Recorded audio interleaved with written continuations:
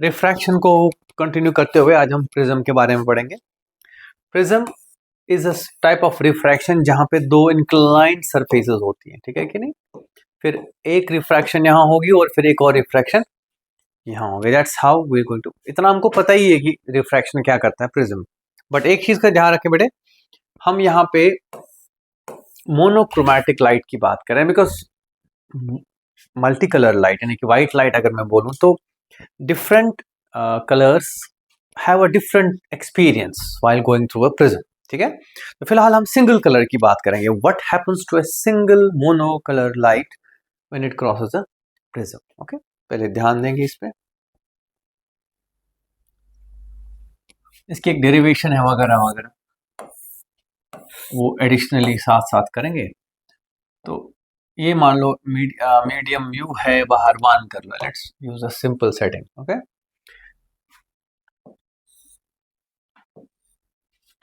ये angle of incidence हो गया और इसका रिफ्रैक्शन टुवर्ड्स द नॉर्मल होगा। किसकी तरफ? Why towards the normal, because ये आर छोटा होगा, बिकॉज ये डेंसर, ये रेयरर मीडियम। फिर जब यहाँ पहुंचोगे, यहाँ से अवे फ्रॉम द नॉर्मल होगा। इसको बोलते हैं इमर्जेंस। इसको R2 and R1, this is the incident angle here, but because with in the medium है, कन्वेंशनली हम इसको R1 R2 लिखेंगे। This is incident angle, this is emergence angle, ठीक है कि नहीं। और बच्चों हम करते क्या हैं, ये जो अगर ये सीधी जानी होती है रे, तो ऐसे जाती, और फाइनली कैसे जा रही है, तो this is angle of deviation. क्या ये? इसको हम प्लॉट करते हैं। You in laboratory we plot it and we somehow are able to find out this of the prism material, ठीक है। और तो और हमने फिर पता क्या किया है, खाली प्रिज्म है ना, एम्प्टी प्रिज्म, बहुत थिन ग्लास के प्रिज्म बनाए हैं, उसमें एक लिक्विड भरते हैं। क्या भरते हैं? उस लिक्विड का भी व्यू निकालना आसान हो जाता है, ठीक है कि नहीं। यानी कि आपने वाटर प्रिज्म बनाया, क्या बनाया? वाटर का प्रिज्म, एंड पानी का कोई और लिक्विड है, कोई ऑयल है, ट्रांसपेरेंट ऑयल है, इस प्रिज्म में भर देंगे और क्या निकालेंगे हम प्रिज्म से? उसका view. There is relation, fine. फिलहाल हम मोनोक्रोमैटिक लाइट की बात कर रहे हैं, तो one by one let's work on this first, कि इसमें क्या क्या कनेक्शंस हैं। फिलहाल तो पहले हमको ये नहीं देखना है कि म्यू कैसे निकालना है, पहले हम एक रिलेशन डेवलप करते हैं। This angle is known as angle of prism. ये ध्यान रखना बच्चे, देखो जो दो सरफेसेस इन्वॉल्व कर रहे हो उन दोनों के बीच का angle is known as angle of prism. ये आई है, ये म्यू है, ये R1 R2 डेल्टा, बाद में निकालेंगे हम डेल्टा, छोड़ो उसको। एंड बस इतना ही ध्यान रखना है। तो let's go one by one. पहले तो एक काम करो, इसको जोड़ दो ऐसे, ठीक है। अगर मैं बोलूं ये I है, तो ये I माइनस R1, समझ आ रहा है क्यों? देखो ध्यान से, ये I तो ये भी पूरा का, बिकॉज अगर अनडिविएटेड ऐसे जानी थी तो वर्टिकली अपोजिट एंगल, मतलब this is equal to this, ठीक है। तो this is R1, this is I minus R, ये क्या हो जाएगा? E माइनस R2, सही बात है। तो पहला मैं वो लिखना चाहूंगा। एक और चीज ध्यान से देखो, ये एंगल 90 है, ये एंगल भी 90 है, मतलब ये 90 है, सही बात है कि नहीं? नॉर्मल है ना ये, हटाओ इसको। ये भी 90 है, ये भी नॉर्मल है, इसको भी हटाओ।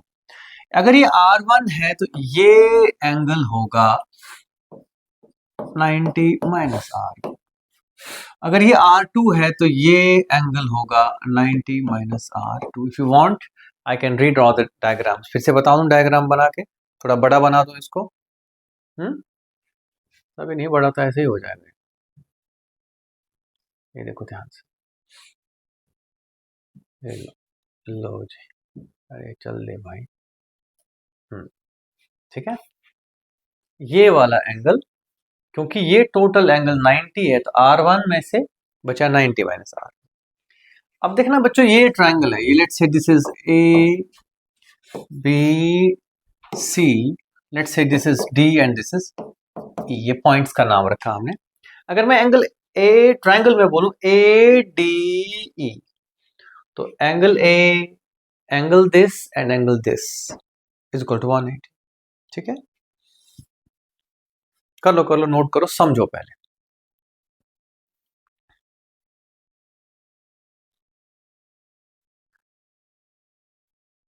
ठीक है,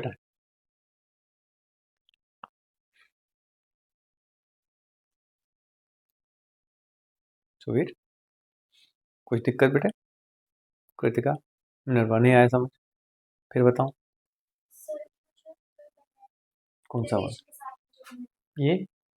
ये डिविएशन एंगल यही है बेटे, है ना, इसको पूरा ही कर देते हैं।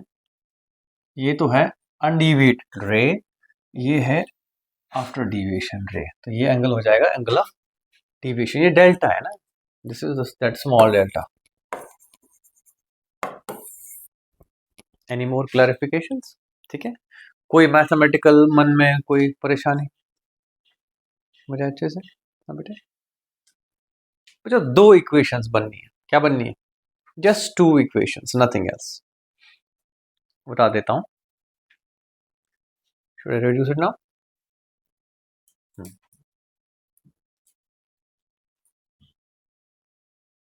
लो जी, थिंक, अगर मैं बोलूंगा ए डी ई है ट्रायंगल में, ए प्लस दिस, ठीक है, this is A plus this angle plus this angle is 180। तो पहली equation A plus 90 minus R1 plus 90 minus R2 is equal to 180। ठीक है, तो मैं कहूंगा 180 180 खत्म, R1 प्लस R2 निकल के आ गया ए, राइट।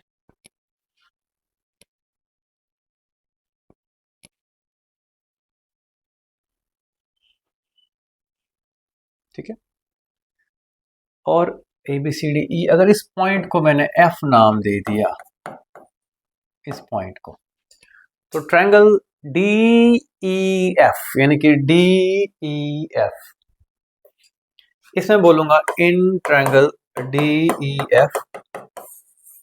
ठीक है, I minus R1 plus E minus R2 is equal to delta. Do you recognise it? देखो ध्यान से, sum of interior angles is equal to the exterior, सही बात है कि? तो this plus this is equal to this. कोई दिक्कत मेरे बच्चे? सुवीर, ठीक है, नोट कर लिया बच्चा? यहां तक कुछ खास नहीं है, nothing special, nothing at all. Okay, ठीक है, बस। ओके, आगे बता दो, दो इक्वेशंस लिखी है हमने, इसमें ध्यान से अगर आप देखोगे बेटे, यहां I plus E is equal to delta plus A, समझ आया मैंने क्या किया? देखो R1 R2 यहां माइनस थे, दोनों पार होंगे, R1 प्लस R2, वो किसके बराबर है? ठीक है कि नहीं? यस और नो? तो एक तो ये इक्वेशन बेटे, और एक ये इक्वेशन आप लिख के रखो, जो कि हाईलाइट है इस चीज की। You want me to repeat? I can, फिर से बताऊं, सच बताओ? हाँ बेटे, बोर हो जाओगे? ठीक है, इसमें कुछ खास नहीं है, एक प्रिज्म है, रेज ऐसे जा रही है, चलो हमने समझ लिया कि वो away from the normal and towards the normal के चक्कर में डिविएट हो रही है। ठीक है, this is not refraction at a parallel surface system, है ना, जहां पे क्या होना था, टुवर्ड्स द नॉर्मल, फिर से अवे फ्रॉम द नॉर्मल की वजह से पैरेलल निकलना था। यहाँ पे क्या हुआ? यहाँ पे कुछ और हुआ, यहाँ पे लेटरल डिस्प्लेसमेंट हुआ उसका, है ना, लेकिन एंगल नहीं इंट्रोड्यूस हुआ। Light continues to move parallel, जबकि जब हमने इस तरह की सरफेसेस रखी, तो इंसान मतलब मैं सच कहूँ ना, जुगाड़ ही जुगाड़ू इंसान। अब देखो, इसको छोड़ दिया, इसके पीछे पड़ गया। न्यूटन ने ये किया है ना, ठीक है, राइट, प्रिज्म का इस्तेमाल किया है इसे। This is one more way of looking at the idea of refraction, but see it's deviating, it is deviating, it is introducing an angle of deviation, ठीक है कि नहीं। तो क्या क्या पढ़ा हमने, r1 plus r2 equal to a and I plus e is equal to delta plus a, ठीक है। should I remove this whole thing, ठीक है, पक्का, ठीक है।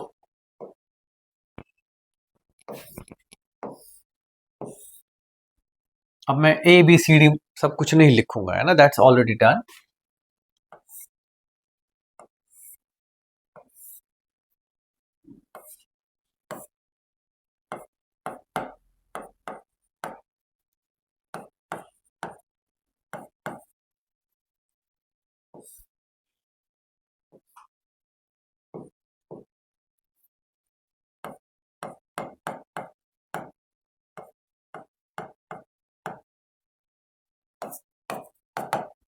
Okay, this was the whole story.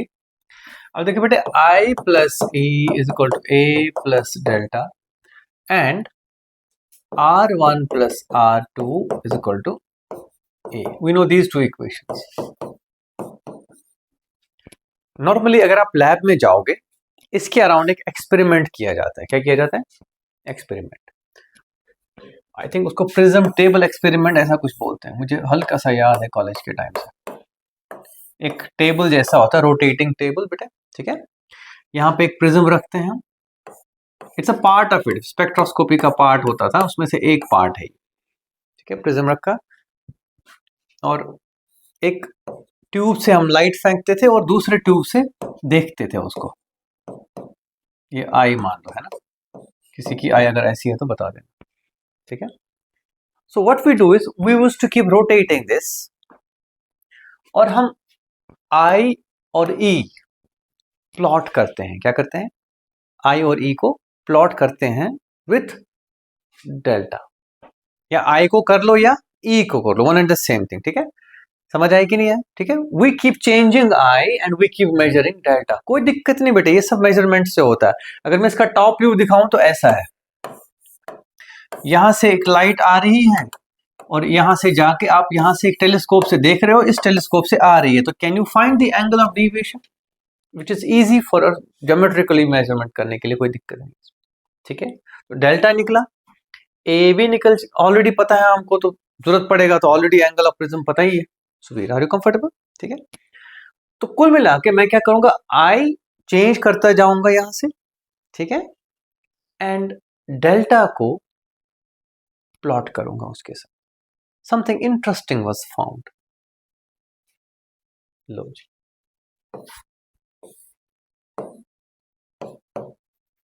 जब आई काफी छोटी डिग्री था, 10 डिग्री 8 डिग्री, तो डिविएशन काफी था, डिविएशन कम हुआ।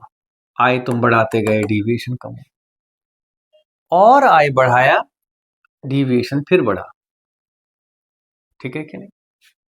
मतलब at a certain value of I you achieved minimum deviation, you achieved minimum deviation। सही बात है। चलो ठीक है, let's say this is I1, इस पे deviation let's say delta 1 है, ओके। खास बात देखी गई, देखो ध्यान से, मैंने ये प्रिंसिपल पहले भी बोला है कि अगर पाथ रिट्रेस करनी है तो सेम पाथ से आना पड़ेगा वापस। तो यहां से भी व्हाट आई मीन टू से इज, अगर यहां से एक रे गई और ऐसे चली गई, और अगर कोई रे ऐसे आएगी तो वो कैसे जाएगी बेटे, और रिट्रेस करेगी अपनी बात पूरी की पूरी। इंटरेस्टिंग बात ये है, ध्यान से देखना बेटे, डोंट नोट डाउन एनीथिंग, मैं नहीं मिटाऊंगा, ट्रस्ट में, ठीक है। जब मैं मिटाऊंगा ना तो तब रोकना मुझे, है ना। ये तो चलो रहने दो, it's just think again. I1 पे क्या है, डेल्टा 1, तो उस पर कुछ होगा ना, इमरजेंस एंगल। क्या होगा, मेरी बात समझ रहे हो कि नहीं? If there is an I1, if there is an and there is a delta 1 correspondingly, तो जब I1 होगा तो कॉरस्पॉन्डिंगली क्या होगा, emergence angle, let's call it E1। खास बात देखो आप, वो ठीक यहां पर है, ठीक है। यानी कि अगर आप I1 suppose let's say 25 degree मेरा I1 था, और डिविएशन आ गया लेट्स से 7 डिग्री। ओके, अगर मैं दूसरी तरफ, ठीक है, एक और जो इस टाइम पे deviation angle let's say 62 degree है, सॉरी डिविएशन इमर्जेंस एंगल, अगर मैं 62 पे एंट्री कराऊं, इंसिडेंट कराऊं, तो इमर्जेंस क्या होगा 25, और डिविएशन क्या रहेगा, फिर से समझाऊं, फिर से बताऊं, अगर 10 इंसिडेंट पे इमरजेंस 50 है तो 50 इंसिडेंट पे इमरजेंस 10 होगा, ठीक है कि नहीं, और दोनों में डेविएशन सेम होगा। समझ गए मेरी बात के नहीं, which is obvious, which is nothing different in it. जब रे ऐसे ऐसे जाएगी, ऐसे जाएगी तो ये डेविएशन है, जब वापस आएगी तो ये डेविएशन। मान लो पहली रे यहां से गई फिर यहां से निकली, angle of incidence gives you a particular deviation and a particular emergence. If you use that emergent angle as incident angle in the opposite direction भी, या यहां से भी कुछ भी करो, तो if you use this deviation उतनी ही आती है और emergence becomes incidence, incidence becomes emergence। Clear है कि खास बात ये है बेटे, जैसे मैं इंसिडेंट एंगल बढ़ाऊंगा तो डिविएशन लेट से ये I2 है, ये D2 है, तो कॉरस्पॉन्डिंगली E2 सपोज ये है, अगर इसको इंसिडेंट एंगल बनाऊं तो डिविएशन एंगल यही होगा और इमरजेंस एंगल जो इंसिडेंट था पिछले केस में, ठीक है क्या। ऐसे करते करते करते करते we get to a point जहां पे incident angle is equal to emergent angle and deviation is minimum, ठीक है कि नहीं। क्या बोला मैंने, a point is achieved in this plot and which is very natural, है ना। It's like this, ये इंसिडेंट एंगल डिविएशन चेंज हो रहा है, फिर कुछ हो रहा है, तो ये आपस में कॉम्प्लीमेंट्री है। I creates E, then the same E will create the same I, ठीक है कि नहीं। अब नोट कर सकते हो इस प्लॉट को वगैरह वगैरह, और आप लिख सकते हो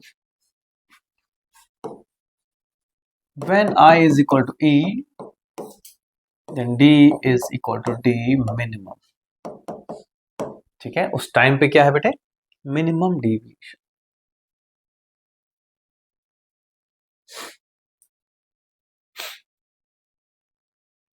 क्लियर,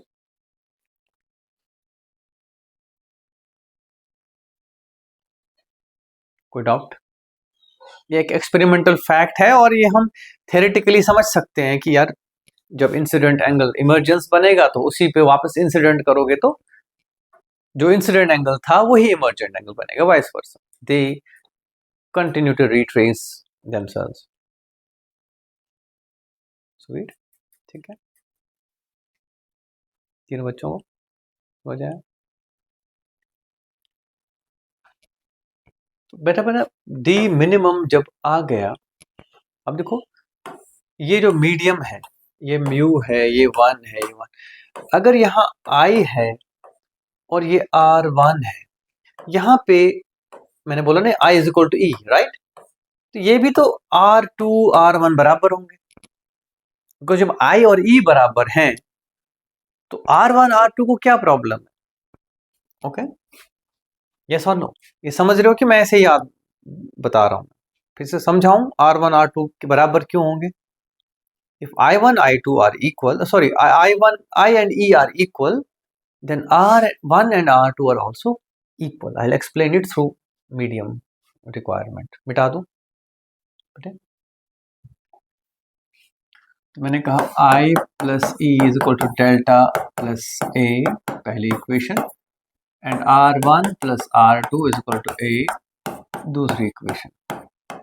साथ ही साथ मैंने कहा अगर I is equal to E,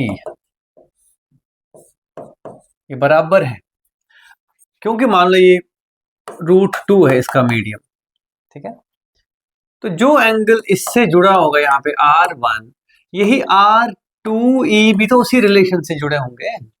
सही बात है कि नहीं, यस और नो। मान लो यहाँ से अगर वापस आएगा सेम एंगल पे तो सेम ही है तो होगा R। सही बात है कि जिस तरह से यहाँ से गए आप R1, यहाँ से वापस आओगे तो R2, that means R1 R2 भी बराबर है, ठीक है।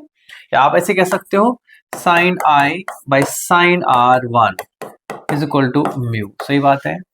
यहाँ पे जाऊंगा मैं sin R2 by sin E is equal to 1 by mu, 1 by mu क्यों, बिकॉज इंसिडेंट मीडियम म्यू है और रिफ्रैक्शन मीडियम 1 है, तो mu final by mu earlier, ना रिफ्रैक्शन से डिवाइड करोगे इंसिडेंट मीडियम का म्यू, दिस इज इट। इसको भी पलटो, implies that sin E by sin R2 is also equal to mu। तो अगर I इक्वल टू E है, म्यू तो है ही म्यू के बराबर, तो R1 किसके बराबर होगा? R2 के बराबर, विच इज वेरी ऑब्वियस। ठीक है, at delta minimum I is equal to E and R1 is equal to R2। इन दोनों के बदले I लिखेंगे और इन दोनों के बदले R लिखेंगे, नोट कर लो। ठीक है,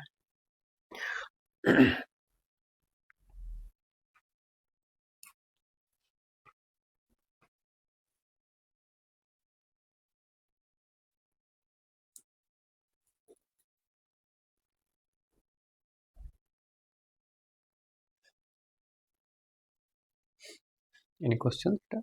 ठीक है, अनन्या समझ आ रहा है?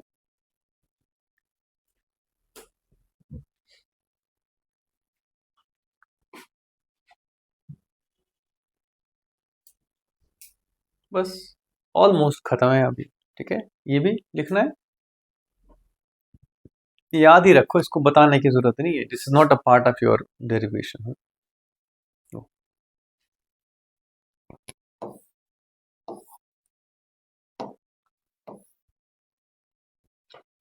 अब मैं i प्लस ई के बदले i प्लस आई लिखूं, कोई दिक्कत? i plus I is equal to delta minimum plus A and r plus r is equal to A. अगला स्टेप,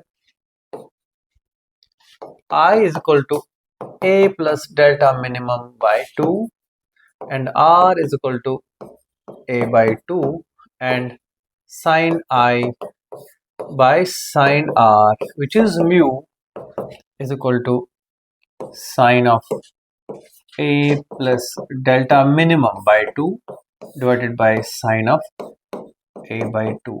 ये एक important relation है बेटे, जो आपको याद रहनी चाहिए for a prism of any angle A is what ever.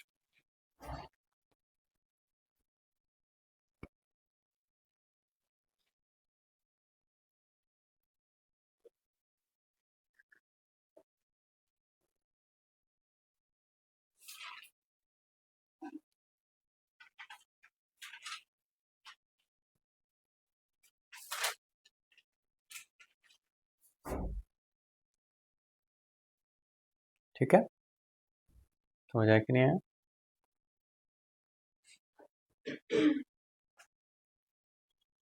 Note कर लिया? ये है प्रिज्म का एक relation which connects its index with some this, and ये हम कहां से निकालते हैं? From the experiment itself. वो जो हमने ग्राफ प्लॉट किया था बेटे, इसका ये जो वैल्यू है, दिस इज डेल्टा मिनिमम। ठीक है, यहां से लिया ग्राफ, मुझे याद है हम ग्राफ पेपर पे प्लॉट डेवलप करते थे, and this minimum value was used like this. ठीक है, ओके, ए इज ऑलरेडी पता ही होता है, जैसे एंगल प्रिज्म को देखते ही। ठीक है, नोट कर लिया? हाँ बेटे, क्यों, कुछ रह गया? नींद आई है? ठीक है बेटे, एक क्वेश्चन करते हैं पहले, बता दो ऐसे एक मन घड़त सा question. Angle of incidence is equal to 60 degree and angle of minimum deviation is equal to 30 degree. Find a refractive index of the prism material. तो क्या लिखोगे? Mu is equal to sin of angle of prism, sorry मैं I क्यों, sin of 60 plus 30 by 2 divided by sin of 60 यानी कि a by 2 आता है ऐसे क्वेश्चन। ठीक है, so that is sin 90 by 2 यानी कि sin 45 degree and sin 30 degree, that is 1 by root 2 divided by 1 by 2 which is 2, that is 1.4 becomes the refractive index. This is basic stuff बेटे, है ना? टफ तो नहीं लगा? सीधे समझ आया, कोई परेशानी? कभी कभी क्या होता है, कभी कभी angle of prism is let's say 2 से 3 डिग्री, वेरी वेरी स्मॉल, क्या है, छोटा। तब क्या करते हैं, साइन थीटा इज थीटा। समझ गए मेरी बात की नहीं? तो we simply say as an approximation for thin prisms, ध्यान रखना मैंने जानबूझ के वहां क्लोज किया है बिकॉज अक्सर बच्चे किसको याद रखते हैं फिर जो अब लिखवाऊंगा मैं, ठीक है। जैसे इसमें नहीं है variation of g with height, फिर उसमें आप याद रखते हो स्मॉल हाइट 2h/r, बस उसके बाद पिट जाते हो जब h बहुत बड़ा हो, है ना। तो something like that, approximations for thin prism. तो मैं लिखूंगा mu is equal to sine a plus delta by 2 के बदले a plus delta minimum by 2 divided by a by 2। सही बात है कि नहीं? क्यों? Because sine theta is approximately theta in such a case, a भी छोटा होगा और डेल्टा भी छोटा ही होगा, डेल्टा बहुत ज्यादा नहीं होगा। जब थिन है प्रिज्म तो बहुत फर्क नहीं पड़ता है। तो 2 और 2 खत्म कर देना मेरे बच्चों, that is simply that is mu is equal to a plus delta minimum divided by a। इसके और फॉर्मेट्स हैं लिखने के, so that's up to us. कोई लिखेगा delta minimum is equal to mu minus 1 a, तो इसमें कोई खराबी नहीं है, कोई मैथमेटिकल ट्रेजेडी नहीं है, ठीक है। ये इसी का पार्ट है।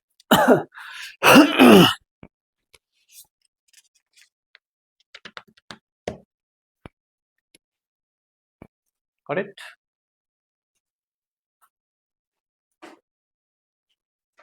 ठीक है बेटा सुबीर। नोट कर लिया, ठीक है। ये तो प्रिज्म की बात थी, ओके। प्रिज्म में क्या क्या देखा हमने, एक monochromatic light gets deviated. Slab में क्या होता है, it gets displaced, fine, lateral displacement होता है उसमें, उसमें डिविएशन नहीं होता, उसमें सिर्फ पाथ पैरेलली शिफ्ट होती है। प्रिज्म में क्या होता है, पाथ पलट जाती है, ठीक है कि नहीं। खास बात बच्चों एक चीज देखो ध्यान से, अगर लेंस है सपोज है, तो भाई याद है लेंस में दिख रहा है टॉप पे एक प्रिज्म जैसा शेप, है ना। कहीं ना कहीं कुछ ना कुछ गड़बड़ होगी, इससे आगे भी बताता हूँ, ठीक है। तो लेंस का जो कॉर्नर है it is nothing but some sort of prism. Anyway, prism से आगे बढ़ते हैं। तो अगर एक मोनोक्रोमैटिक लाइट हमने भेजी थी तो वो ऐसे गई, फिर ऐसे गई और फिर ऐसे गई। अगर हम व्हाइट लाइट भेजते हैं तो देखा गया है, देखो डेविएशन मिनिमम हमने थिन प्रिज्म में कहा था, it is mu minus 1 into A, यहां तक ठीक है। That means, wait a minute, mu depends on 1 by lambda, मतलब it's not equal to 1 by lambda, but lambda ज्यादा होगा तो म्यू कम होगा। जैसे mu red is much less than mu blue या वायलेट, ठीक है कि नहीं, ओके। लैम्डा ज्यादा म्यू कम, लैम्डा ज्यादा तो म्यू कम, लैम्डा कम तो म्यू, ब्लू का जो लैम्डा है ना, अच्छा याद नहीं है तो मैं बता देता हूँ, lambda red is greater than lambda blue. सही बात है कि नहीं? दैट मीन्स म्यू रेड, ध्यान दो बेटे, ओके। साथ साथ नोट करो, अगर भूल जाते हो तो नोट ही कर लो साथ, ठीक है कि नहीं। ओके, दैट शोज कि अगर हम एक व्हाइट लाइट थ्रो करें, इस पे व्हाइट लाइट की एक बीम थ्रो करें, उसमें से डेल्टा जो है वो अलग कलर्स के लिए अलग होगा, ठीक है। क्या होगा, it will B separate for separate colours, it does depend on mu, mu depends on lambda itself. सही बात है कि नहीं, समझ आ रहा है कि नहीं आ रहा है? तो we have a situation where delta minimum red, उसका म्यू सबसे छोटा है, is less than delta minimum blue. और भी आप कंपैरिजन कर सको, मैंने एक दो एंड कलर्स लिए, वायलेट कह लो या ब्लू कह, ठीक है। समझ पा रहे हो कि नहीं? कुल मिला के यहां से आप क्या याद रखोगे? Higher the wavelength lesser the deviation. समझ के मेरी बात के नहीं? ज्यादा वेवलेंथ डिविएट नहीं करेगी, कम वेवलेंथ ज्यादा डिविएट करेगी। दैट मीन्स यहां से अगर व्हाइट लाइट आई है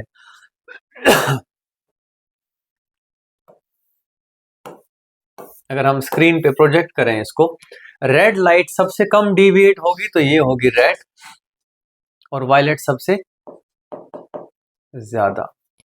ओके, और हमको अलग अलग कलर्स मिलेंगे, खास बात ये एटलीस्ट विजिबल स्पेक्ट्रम में कितने कलर्स हैं हमारे? 7। Sorry. Okay, any question till now? This breaking of white light into its components is known as dispersion. क्या बोलते हैं इसको? Important process है, देखो हम लाइट के बारे में पढ़ रहे हैं ना, तो we are trying to understand what happens to light when we do certain things to it. One of them was refraction, one of them was reflection, right? Now we are into dispersion. ठीक है, उसके लिए पहले prism study किया और prism में समझा कि डेविएशन होती है। फिर हमने देखा कि म्यू जो है it depends on lambda in the inverse sense. मैं नहीं बोलूंगा एग्जैक्ट फॉर्मूला क्या है, it might be a big series और व्हाटएवर, लेकिन आप इतना समझ लो कि लैम्डा ज्यादा तो म्यू उसके लिए कम। ओके, हालांकि वैक्यूम में ऐसा कुछ नहीं है, बिकॉज वैक्यूम में मीडियम नहीं है। ओके, समझ आया कि नहीं? बैक टाइम में there is a good line written in your book. Scientist को ये शक था कि ये जो लाइट पड़ी इस पे, तो इससे कुछ प्रोड्यूस हुआ, ये प्रिज्म ने कुछ प्रोड्यूस किया। ठीक है, क्या किया प्रिज्म ने? तो दैट मीन्स मान लो प्रिज्म प्रोड्यूस ही करता है, जब भी लाइट पड़ती है तो प्रिज्म कुछ कलर फेंकता है वहां से। सही बात है कि नहीं? बैक टाइम में जब लाइट का कैरेक्टर पता नहीं था हमको, न्यूटन ने क्या किया बच्चों? न्यूटन ने एक और प्रिज्म जोड़ा। ठीक है, तो कुछ ना कुछ ये फिर से वही करना चाहिए था, मे बी कलर में से और कलर निकाल देता। बट इंटरेस्टिंगली यहां से व्हाइट लाइट गई, यहां से व्हाइट निकली। दैट मीन्स कुल मिला के पहले प्रिज्म ने जो किया था अगले प्रिज्म ने वो वापस कर दिया। Prism is just splitting them up when they are together, and when they are split up it reconnects them back and sends them out as white. It's only changing paths, nothing else. ठीक है कि नहीं? बात समझ गई इसका फंडा? Okay, तो न्यूटन ने ये double prism inverted prism experiment किया था। उसने इसमें ये बताने की कोशिश की थी कि लाइट स्प्लिट होती है, ऐसा नहीं है कि प्रिज्म कुछ अपनी चीज प्रोड्यूस कर रहा है या कुछ स्पेशल कर रहा है। Prism is just splitting them up. ठीक है कि नहीं? And then the next prism does the reverse. मजा आया कि नहीं? समझ गए कि नहीं? Okay okay, I think 10th में तुमने ये सुना होगा डो प्रिज्म, लेकिन ये ध्यान नहीं दिया होगा कि बताना क्या चाह रहा है। ओके, देखो प्रिज्म अगर कुछ प्रोड्यूस कर रहा है तो वो बार बार, प्रिज्म पे लाइट आ गई मान लो और वो आवाज दे रहा है, मान लो सपोज फॉर एग्जांपल, है ना, लाइट पड़ गई तो पैं। ठीक है, अगली बार फिर एक और पैं, यहाँ तो 2 पैं होने चाहिए थे, 2 पैं नहीं, पहला पैं भी गायब हो गया। ठीक है, ऐसे समझ लो तुम। ठीक है, तो प्रिज्म का जो फंक्शन है वो ऐसा नहीं है कि इट इज प्रोड्यूसिंग समथिंग, उसका फंक्शन सिर्फ और सिर्फ refraction in a certain way. और हमने देखा it doesn't depend only on the light itself, it depends on its color, that is wavelength as well. ठीक है, of course it is known as visible spectrum. इसको क्या बोलते हैं? visible spectrum. बाकी spectrum, electromagnetic spectrum बहुत बड़ा है, we know that, but it starts from radio waves and stuff and goes to infrared and visible, then ultraviolet, X-ray, and then gamma radiations. Okay, so that is something we needed to pay attention to. ठीक है, okay, अब इसमें ये बात पता है कि 700 nanometre से 400 नैनोमीटर हमारा विजिबल स्पेक्ट्रम है। 700 रेड है और 400 ब्लू वायलेट है। ओके, कुछ समझ आया यहाँ पे? ठीक है कि नहीं?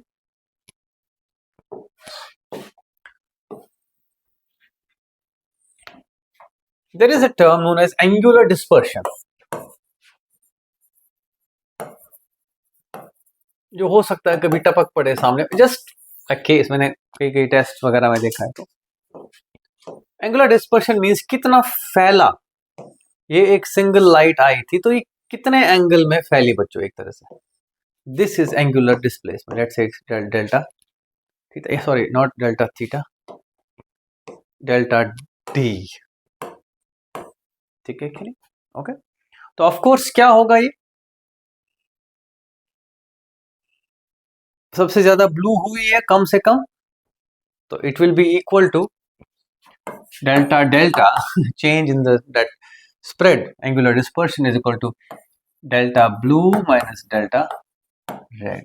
क्लियर है कि नहीं? ओके, दैट गोज हियर, अगर मैं यहाँ रख दूं, that is mu blue minus mu red into A, तो ये नोट कर लो साथ में, this is known as angular dispersion, कि कितने एंगल में फैला हुआ है ये जो लाइट डिस्पर्स हुआ है। ठीक है, हम्म।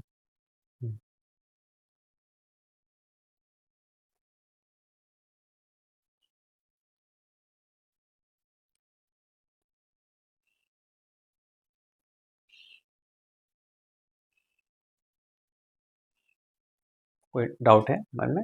ठीक है, ये चलो, ये तो चलो एग्जाम ओरिएंटेड चीजें हैं, तो चलो पता है तुमको तो अच्छी बात है। बाकी मेन आइडिया क्या है इसमें कि भाई डिस्पर्शन होता है एक, और डिविएशन होता है पहला, डिविएशन और दूसरा डिस्पर्शन, बिकॉज अलग अलग colours experience different degree of deviation, right. और of course then we can calculate whatever we want, suppose ये चलो एक डेफिनेशन है, नथिंग एल्स। अलबत्ता इसमें हमने क्या यूज किया है, थिन प्रिज्म। क्या किया हमने, थिन प्रिज्म। अच्छा, इंटरेस्टिंगली मैंने थोड़ी देर पहले बोला था कि अगर एक लेंस है उसमें यहाँ पे क्या है, एक तरह से, ठीक है, ये भी एक प्रिज्म है, ये भी एक प्रिज्म है, और यहाँ पे भी प्रिज्म है ना। You can literally think of lot of prisms in it, ठीक है। तो जब एक लेंस पे मान लो पैरेलल लाइट ही आ गई, चलो मान लो मैंने पैरेलल लाइट आ गई, व्हाइट लाइट है, क्या है, व्हाइट लाइट, ये मान लो इसकी एक्सिस है, तो इसका एक शार्प ऑब्जेक्ट बनना था यहाँ पे, राइट। लेकिन अगर हम ध्यान दें, सबसे पहले ब्लू और रेड थोड़ा सा ठीक है, इस बीम का जो रेड कंपोनेंट है वो डिस्पर्स होकर यहाँ पहुंचेगा, इतना ही नहीं, यहाँ वायलेट होगा, यहाँ इंडिगो डॉट होगा, यहाँ ब्लू होगा, यहाँ पे ग्रीन होगा, यहाँ पे येलो होगा, यहाँ पे ऑरेंज होगा, और फिर रेड होगा।